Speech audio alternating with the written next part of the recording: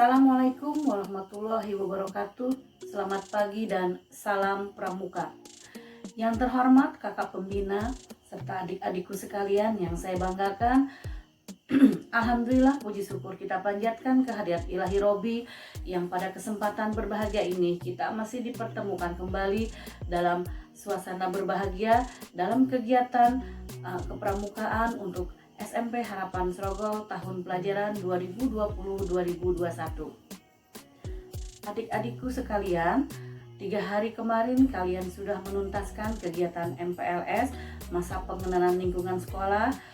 Kini kita melanjutkan kegiatan kepramukaan di SMP Harapan Srogol ini. Adik-adikku sekalian, marilah kita bersama-sama untuk mengobarkan semangat kepramukaan seperti yang diajarkan oleh Baden Powell, yaitu Bapak Pandu Sidunia, di mana ajaran beliau yaitu yang pertama cinta alam dan kasih sayang sesama manusia. Seperti yang tercantum dalam Dasadharma dan Trisatya yang menjadikan pedoman dari gerakan pramuka. Kakak berharap bahwa kalian sebagai generasi muda mampu membuktikan bahwa pramuka itu mampu menunjukkan sikap yang mencerminkan dan tingkah laku secara akhlak mulia dan komitmen yang teguh agar mampu terwujud generasi muda yang berkualitas. Demikian yang bisa kakak sampaikan. Dengan ini kegiatan kepramukaan SMP Harapan Srogol tahun pelajaran 2020-2021 secara resmi kakak buka. Adik-adikku sekalian yang saya banggakan, kakak berharap bahwa selama kegiatan ini kalian dapat mengikuti kegiatan ini dengan baik agar kegiatan ini mampu berjalan dengan baik serta lancar. Ikuti materi yang diberikan oleh kakak-kakak kalian, juga tugas yang diberikannya. Akhir kata, terima kasih. Wassalamualaikum warahmatullahi wabarakatuh. Salam pramuka. Bismillahirrahmanirrahim. Assalamualaikum warahmatullahi wabarakatuh. Salam pramuka. Perkenalkan, nama Ibu Adi Marina. Alhamdulillah pada kesempatan kali ini Ibu akan menyampaikan materi daring kepramukaan. Pramuka Penggalang. Undang-Undang Nomor 12 Tahun 2010 Pasal 1. Dalam undang-undang ini yang dimaksud dengan 1. Gerakan Pramuka adalah organisasi yang dibentuk oleh pramuka untuk menyelenggarakan pendidikan kepramukaan. 2. Pramuka adalah warga negara Indonesia yang aktif dalam pendidikan kepramukaan serta mengamalkan Satya Pramuka dan Dharma Pramuka. 3. Kepramukaan adalah segala aspek yang berkaitan dengan pramuka.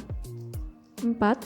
Pendidikan kepramukaan adalah proses pembentukan kepribadian, kecakapan hidup, dan akhlak mulia pramuka melalui penghayatan dan pengamalan nilai-nilai kepramukaan. 5.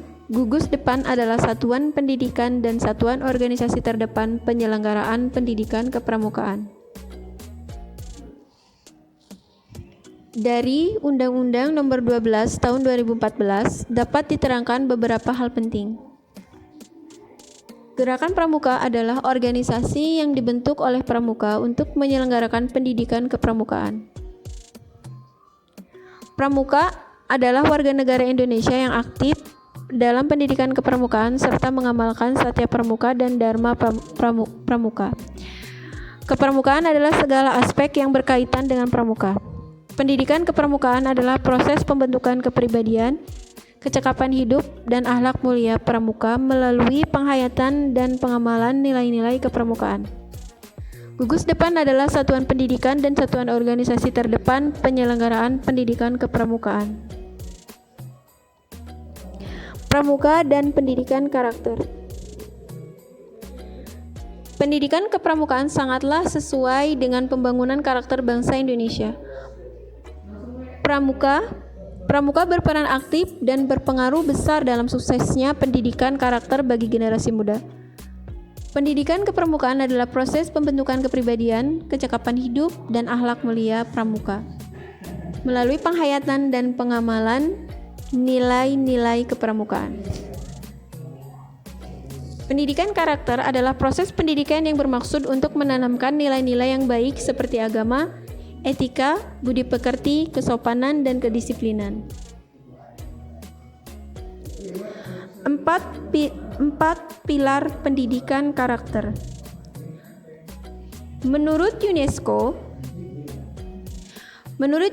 pendidikan karakter yang sesuai dalam kegiatan pramuka memiliki 4 pilar pendidikan karakter, yaitu 1. Learning to know, belajar untuk tahu. 2. Learning to do, belajar untuk melakukan. 3. Learning to be, belajar untuk menjadi. 4. Learning to live together, belajar untuk hidup bersama. Pramuka Penggalang.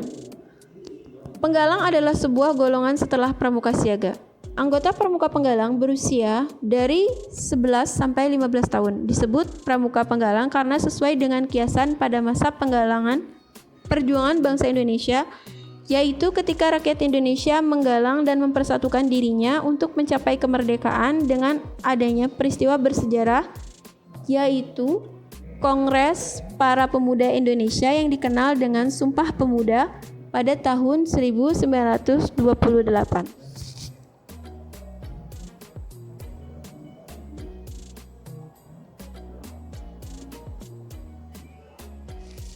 Satuan-satuan terkecil dalam pramuka penggalang disebut regu, dan kesatuan dari beberapa regu disebut pasukan.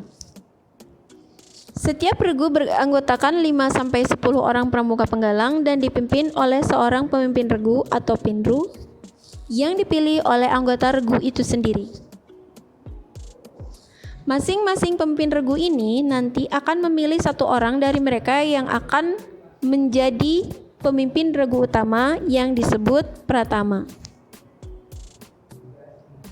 Pasukan yang terdiri dari beberapa regu tersebut dipimpin oleh seorang pratama. Dalam golongan pramuka penggalang ada 3 tingkatan, yaitu yang pertama, penggalang ramu, yang kedua, penggalang rakit, yang ketiga, penggalang terap. Setiap anggota penggalang yang telah menyelesaikan SKU atau syarat kecakapan umum berhak mengenakan TKU atau tanda kecakapan umum sesuai tingkatannya yang dikenakan pada lengan baju sebelah kiri di bawah tanda barung berwarna dasar merah. TKU untuk penggalang berbentuk sebuah janur yang terlipat 2 dengan gambar manggar, yakni nama bunga pohon kelapa. Kode kehormatan bagi pramuka penggalang terdiri atas 1. Janji yang disebut Trisatya. Selengkapnya berbunyi, Trisatya, demi kehormatanku, aku berjanji akan bersungguh-sungguh menjalankan kewajibanku terhadap Tuhan, Negara Kesatuan Republik Indonesia, dan mengamalkan Pancasila, menolong sesama hidup, dan mempersiapkan diri membangun masyarakat. Menepati Dasa Dharma. Ketentuan moral yang disebut Dasa Dharma selengkapnya berbunyi, Dasa Dharma. 1. Takwa kepada Tuhan Yang Maha Esa. 2. Cinta alam dan kasih sayang sesama manusia. 3. Patriot yang sopan dan kesatria. 4. Patuh dan suka bermusyawarah. 5. Rela menolong dan tabah. 6. Rajin, terampil dan gembira. 7. Hemat, cermat dan bersahaja. 8. Disiplin, berani dan setia. 9. Bertanggung jawab dan dapat dipercaya. 10. Suci dalam pikiran, perkataan dan perbuatan. Anak-anak, di video ini, di tampilan video ini yang ibu tampilkan di belakang ibu ini adalah contoh dari seragam penggalang putra. Ya, baik. Berikutnya, nah ini yang kedua ini adalah contoh dari, ada gambar di sini contoh untuk penggalang putri bagi yang tidak menggunakan hijab. Ya, ini juga biasanya kalau di SMP itu celananya celana panjang. Gitu ya. Baik, kita lanjutkan. Lomba tingkat.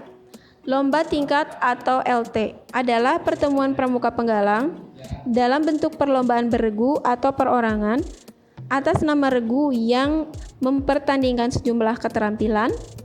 Lomba tingkat dilaksanakan dalam bentuk perkemahan. Lomba tingkat terdiri atas LT1 tingkat gugus depan, LT2 tingkat kuartir ranting, LT3 tingkat kuartir cabang, LT4 tingkat kuartir daerah, LT5 tingkat kuartir nasional. Berikutnya adalah perkemahan bakti. Perkemahan bakti atau PB adalah kegiatan pramuka penggalang dalam rangka bakti pada masyarakat yang biasanya berwujud peran serta dalam kegiatan pembangunan.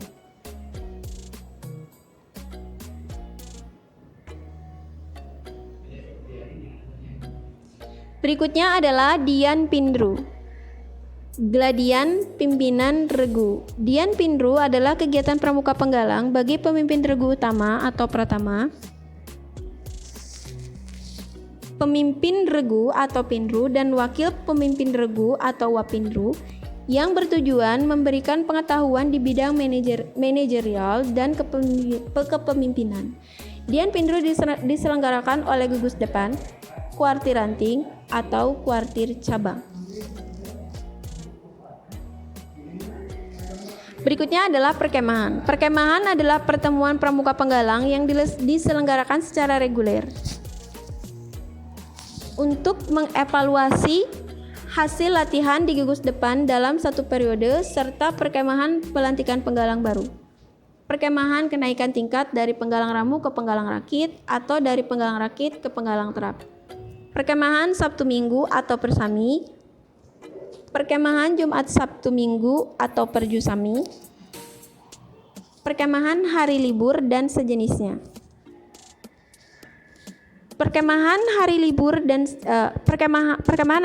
sejenisnya. Perkemahan juga merupakan gerakan penghibur dan pengetahuan bagi mereka yang tidak pernah mengenal dunia luar.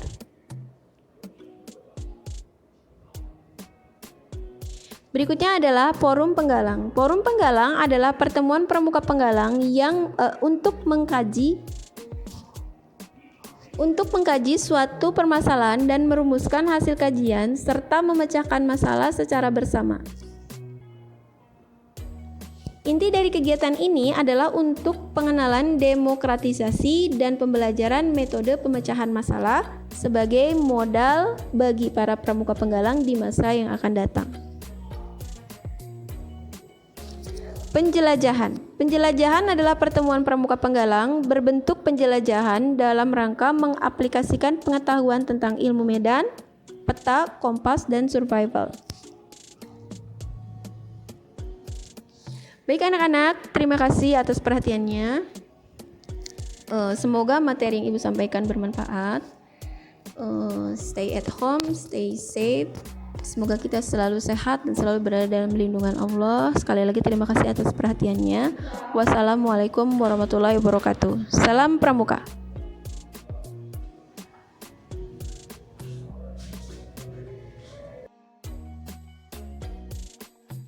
Assalamualaikum warahmatullahi wabarakatuh. Selamat berjumpa lagi dengan saya, Kakak Hana. Di Pramuka bisa disebut sebagai kakak. Adik-adikku sekalian, kita akan belajar tentang sejarah pramuka. Seperti yang sudah kalian kenal di sekolah dasar, bahwa pramuka itu tidak lepas dari Bapak Pramuka. Siapa? Ada yang hafal siapa Bapak Pramuka? Ya, yaitu Baden Powell. Kita bicara sejarah singkat tentang Bapak Baden Powell. Baden Powell lahir tanggal 22 Februari 1857 dengan nama Robert Stephenson Smith. Ayahnya bernama Powell, seorang profesor geometri di Universitas Oxford, yang meninggal ketika Stephenson masih kecil. Pengalaman Baden Powell yang berpengaruh pada kegiatan kepramukaan banyak sekali dan menarik diantaranya: A. Karena ditinggal bapak sejak kecil, maka pendapatan pembinaan watak ibunya. Dari kakaknya mendapat pelatihan keterampilan berlayar, berenang, berkemah, olahraga, dan lain-lain. Sifat Baden Powell yang sangat cerdas, gembira, lucu, suka main musik, bersandiwara, berolahraga, mengarang, dan menggambar sehingga disukai teman-temannya. Pengalaman di India sebagai pembantu letnan pada resimen 13 kavaleri yang berhasil mengikuti jejak kuda yang hilang di puncak gunung serta keberhasilan melatih panca indera kepada Kimball O'Hara. Terkepung bangsa Boer di kota Mafeking, Afrika Selatan selama 127 hari dan kekurangan makanan. Pengalaman mengalahkan kerajaan Julu di Afrika dan mengambil kalung manik kayu milik Raja Dini Julu. Pengalaman ini ditulis dalam buku Aid to the Scouting yang merupakan petunjuk bagi tentara muda Inggris agar dapat melaksanakan tugas penyelidikan dengan baik. William Smith, seorang pemimpin Boy Brigade di Inggris, meminta agar Baden Powell melatih anggotanya sesuai dengan pengalaman beliau itu. Kemudian dipanggil 21 pemuda dari Boy Brigade di bagian wilayah Inggris. Diajak berkemah dan berlatih di Pulau Bronsey pada tanggal 25 Juli 1907 selama 8 hari. Tahun 1910, Baden Powell pensiun dari tentara dengan pangkat terakhir Letnan Jenderal. Pada tahun 1912 menikah dengan Oval Santa Klein Sommes dan dianugerahi 3 orang anak. Beliau mendapat titel Lord dari Raja George pada tahun 1929. Baden Powell meninggal tanggal 8 Januari 1941 di Nyeri, Kenya, Afrika. Sejarah kepramukaan di dunia. Awal tahun 1908, Baden Powell menulis pengalamannya untuk cara latihan kepramukaan yang dirintisnya. Kumpulan tulisannya disebut buku dengan judul Scouting for Boy. Buku ini cepat tersebar di Inggris dan negara-negara lain yang kemudian berdiri organisasi kepramukaan yang semula hanya untuk laki-laki dengan nama Boy Scout. Tahun 1912, atas bantuan adik perempuan beliau, Agnes, didirikan organisasi kepramukaan untuk wanita dengan nama Girl Guides yang kemudian diteruskan oleh istri beliau. Tahun 1916, berdiri kelompok pramuka usia siaga dengan nama Klub Anak Serigala. Dengan buku The Jungle Book karangan Rudyard Kipling sebagai pedoman kegiatannya. Buku ini bercerita tentang Mowgli, si anak rimba yang dipelihara di hutan oleh induk serigala. Tahun 1918, beliau membentuk Roper Scout bagi mereka yang telah berusia 17 tahun. Tahun 1922, beliau menerbitkan buku Rovering to Success, Pengembara Menuju Bahagia. Buku ini menggambarkan seorang pemuda yang harus mengayuh sampannya menuju ke pantai bahagia. Tahun 1920 diselenggarakan Jambore Dunia yang pertama di Olympia Hall, London. Tahun 1914, beliau menulis petunjuk untuk kursus pembina pramuka dan baru dapat terlaksana tahun 1919. Dari sahabatnya yang bernama W.F. Du Bois McLaren. Beliau mendapat sebidang tanah di Chingford yang kemudian digunakan sebagai tempat pendidikan pembina pramuka dengan nama Gilwell Park. Tahun 1920 dibentuk Dewan Internasional dengan 9 orang anggota dan biro sekretariatnya di London, Inggris, dan tahun 1958 Biro Kepramukaan Sedunia dipindahkan dari London ke Ottawa, Kanada. Tanggal 1 Mei 1968, Biro Kepramukaan Sedunia dipindahkan lagi ke Geneva, Swiss. Tahun 1920 sampai 19 kepala Biro Kepramukaan Sedunia dipegang berturut-turut oleh Albert Martin, Inggris, Colonel J.S. Neilson, Inggris, Majen D.C. Spryne, Kanada, yang pada tahun 1965 diganti oleh Lieutenant 1 Mei 1968 diganti lagi oleh Dr. Lazio Nagy sebagai sekjen. Biro Kepramukaan Sedunia Putra mempunyai 5 sektor kawasan, yaitu Costa Rica, Mesir, Filipina, Swiss, Nigeria. Sedangkan Biro Kepramukaan Sedunia Putri bermarkas di London dengan 5 kantor kawasan di Eropa, Asia Pasifik, Arab, Afrika, dan Amerika Latin.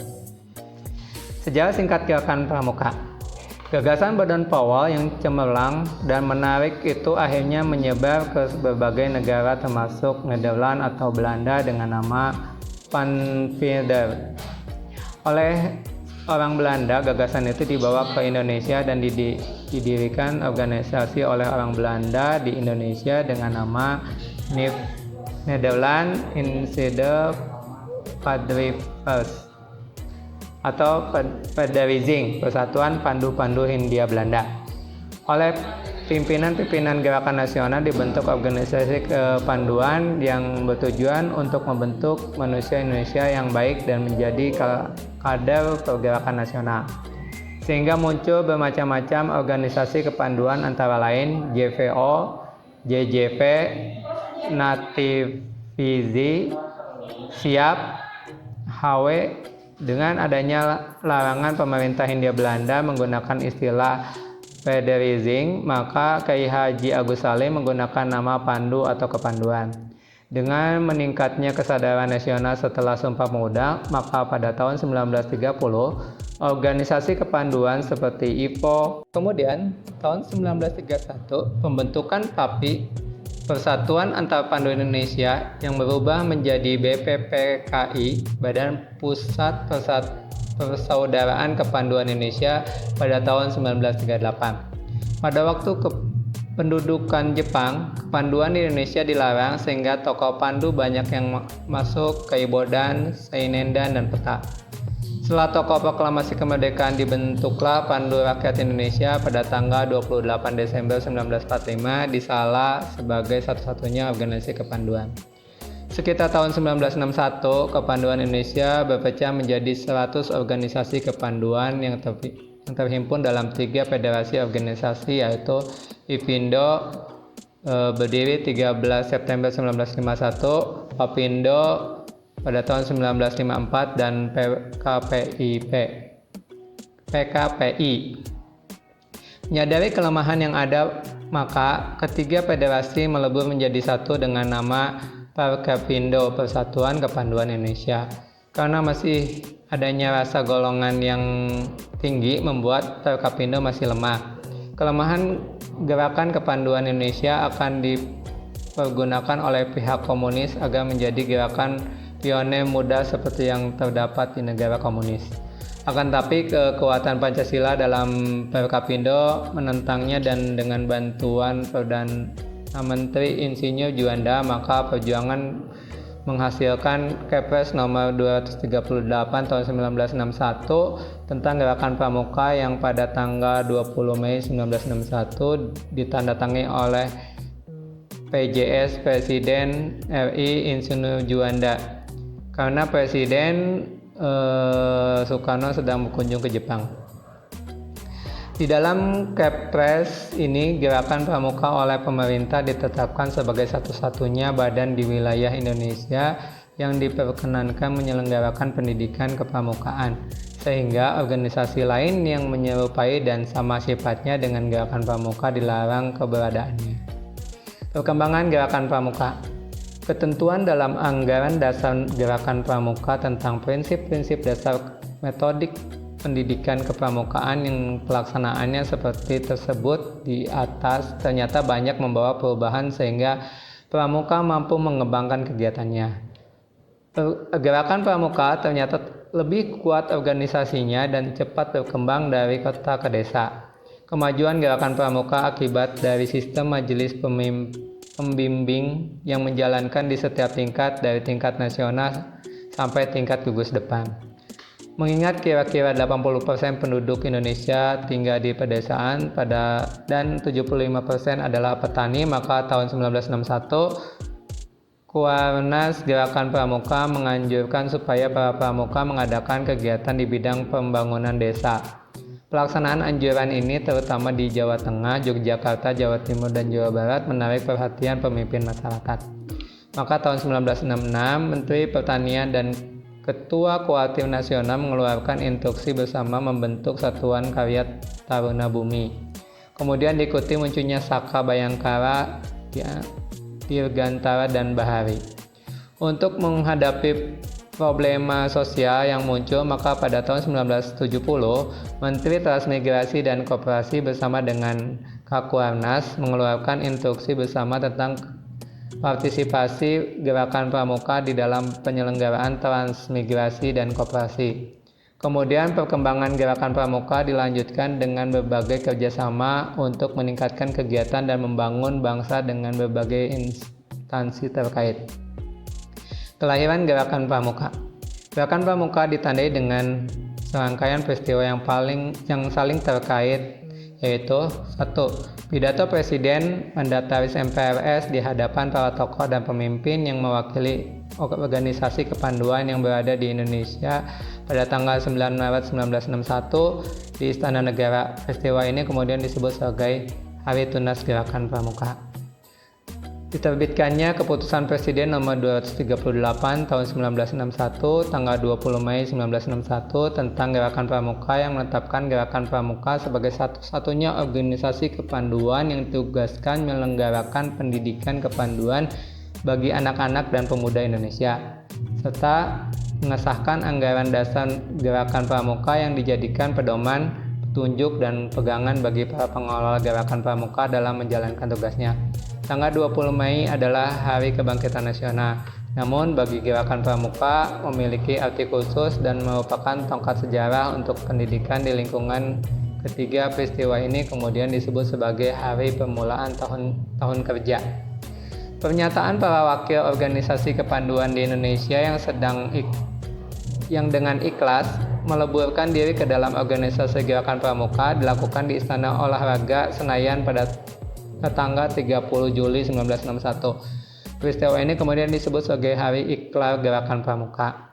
Pelantikan Mapinas, Kuarnas, dan Kuarani di Istana Negara. Diikuti defile pramuka untuk diperkenalkan kepada masyarakat yang didahului dengan penganugerahan panji-panji Gerakan Pramuka, dan kesemuaannya ini terjadi pada tanggal 14 Agustus 1961. Peristiwa ini kemudian disebut sebagai Hari Pramuka. Gerakan Pramuka diperkenalkan. Pidato Presiden pada tanggal 9 Maret 1961 juga menggariskan agar pada peringatan Proklamasi Kemerdekaan Republik Indonesia, Gerakan Pramuka telah ada dan dikenal oleh masyarakat. Oleh karena itu, Kepres RI nomor 238 tahun 1961 perlu adanya dukungan, yaitu pengurus dan anggotanya. Menurut anggaran dasar Gerakan Pramuka, pemimpin perkumpulan ini dipegang oleh Majelis Pemimpin Nasional atau Mapinas, yang di dalamnya terdapat Kooperatif Nasional Gerakan Pramuka dan Kooperatif Nasional Harian. Badan pimpinan pusat ini secara simbolis disusun dengan mengambil angka keramat 17845, yaitu terdiri atas Mapinas beranggotakan 45 orang, diantaranya duduk dalam Kuarnas 17 orang dan dalam Kuarnasri 8 orang. Namun dalam realisasinya seperti tersebut dalam Kepres RI nomor 447 tahun 1961 tanggal 14 Agustus 1961 jumlah anggota Mapinas menjadi 70 orang.